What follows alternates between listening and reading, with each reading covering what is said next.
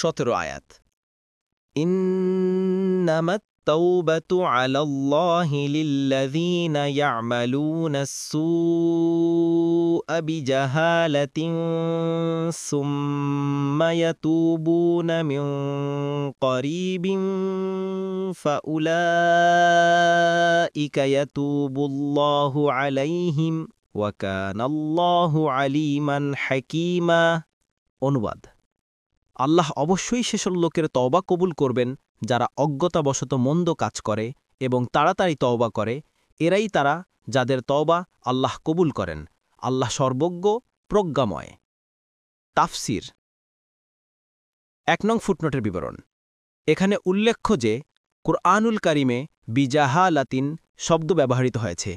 এ থেকে বাহ্যত বোঝা যায় যে অজ্ঞতাসারে এবং না জেনে শুনে গুনাহ করলে তওবা কবুল হবে এবং জ্ঞাতসারে জেনে শুনে গুনাহ করলে তওবা কবুল হবে না।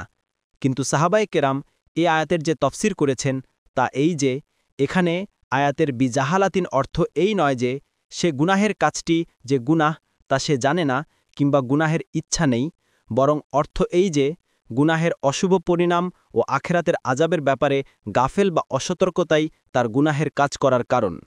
যদিও গুনাহটি যে গুনাহ তা সে জানে এবং তার ইচ্ছাও করে, তাই জাহালাত শব্দটি এখানে নির্বুদ্ধিতা ও বোকামির অর্থে ব্যবহৃত হয়েছে। আবুল আলিয়া ও কতাদার বর্ণনা মতে সাহাবাই কেরাম এ বিষয়ে একমত ছিলেন যে বান্দা যে গুনাহ করে, অনিচ্ছাকৃত করুক কিংবা ইচ্ছাকৃত, সর্বাবস্থায় তা মূর্খতাই পণ্যশত।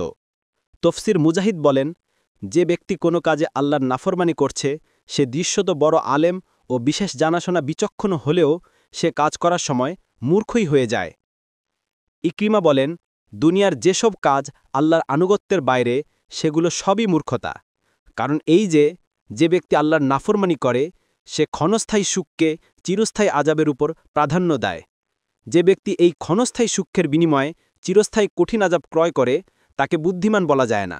তাকে সবাই মূর্খ বলবে, যদিও সে ভালোভাবে জানা এবং বোঝার পরেও ইচ্ছাকৃতভাবে সে কুকর্ম সম্পাদন করে।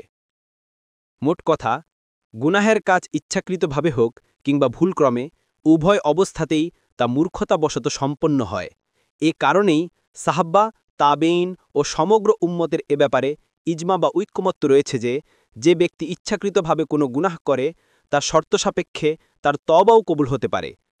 তাছাড়া আয়াতের আরেক অর্থ এও হতে পারে যে তারা গুনাহ করার সময় এর পরিণাম সম্পর্কে সঠিক জ্ঞান রাখে না, অথবা সে অপরাধ করার সময় যে আল্লাহ তাকে দেখছেন সে ব্যাপারে বেখবর হয়ে পড়ে, অথবা সে যখন অপরাধ করে তখন যে তার ঈমানের মধ্যে দুর্বলতা আসবে সে সম্পর্কে গাফেল হয়ে পড়ে। তাফসির সাদি। 2 নং ফুটনোটের বিবরণ। এখানে তাড়াতাড়ি তওবা করার শর্তের অর্থ হল দুটি: 1 মৃত্যুর বড় শ্বাস বের হওয়ার আগ মুহূর্ত পর্যন্ত করা, 2 সূর্য পশ্চিম দিকে উদিত হওয়ার আগ পর্যন্ত করা।